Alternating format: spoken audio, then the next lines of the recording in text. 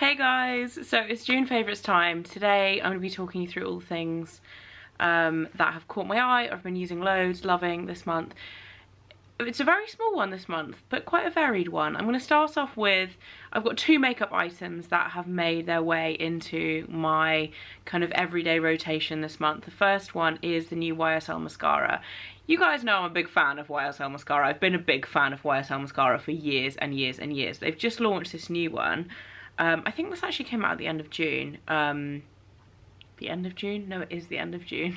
I think it came out at the end of May. my brain today.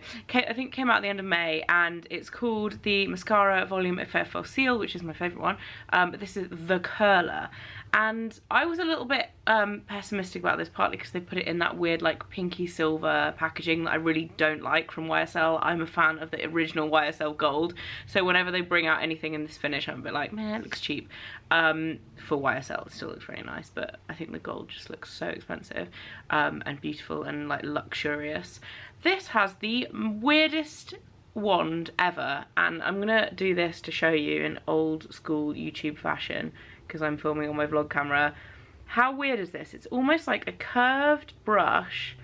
It's got all sorts of different bristles and it's got like a comb on either end, but it's curved, so you almost like cup your lashes with it like that and then like wiggle up, and it honestly gives you so much length and so much volume. The one downside I would say, it's slightly clumpy. If you don't like that kind of clumpy spidery leg lash effect, you won't like this, but I absolutely love it. I think it's really good. It lasts on the lashes really well as well. So yeah, if you're wondering what the new YSL mascara is like, if you are a YSL fan like me, it's really good and I would recommend checking it out. Another thing that I have had as a favourite in my favourites before, so I didn't want to include it, was the Chanel liquid eyeliner, the one with the brush end, which I'm actually wearing again today. I've been wearing this all week and I genuinely, every time I go back to it, I'm like, why did I stop using this in the first place? Because it is honestly the best liquid eyeliner. It just glides on so perfectly, it doesn't bleed. It's just one of the easiest liquid liners to use and I love it.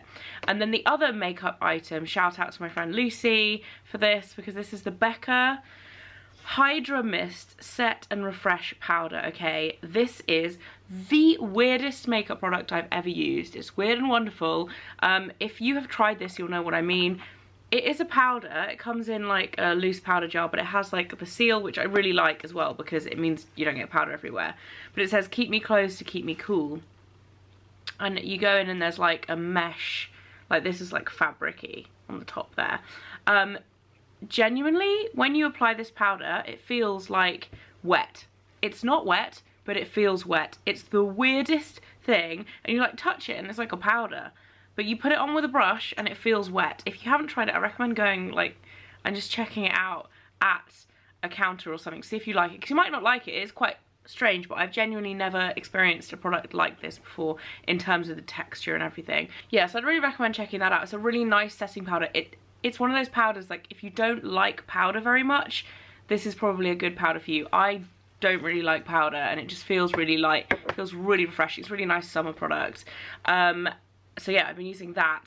And then I also have discovered a new fragrance this month, and this was totally by accident. I was walking through John Lewis and it was a couple of minutes before our Uber arrived, and I was just looking at like the section in the middle of John Lewis Oxford Street. It's got like lots of little like apothecary kind of style selection of brands, and I saw this brand. I'd never heard of it before. It's called Bjork and Berries, and I stopped to have a look at it and found this fragrance. It's so nice. It's called Never Spring, and I actually looked up the inspiration behind this fragrance. It's actually really depressing. It's like inspired by that feeling that it's going to be spring but never like actually arriving or something like that. I was like, that's depressing.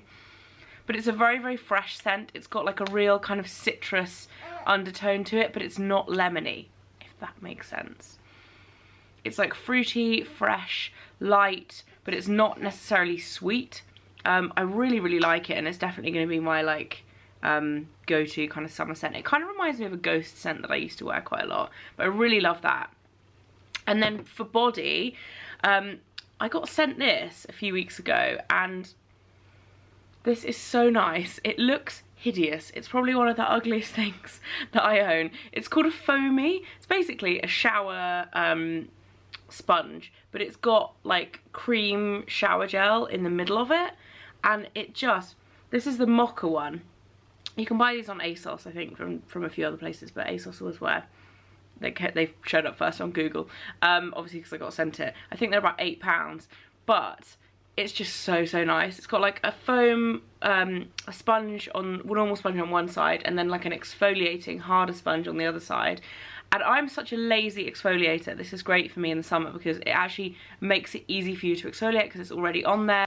The actual product that comes out of the sponge as well is like really creamy. It smells amazing. I've actually got a towel because it's still wet from my shower this morning.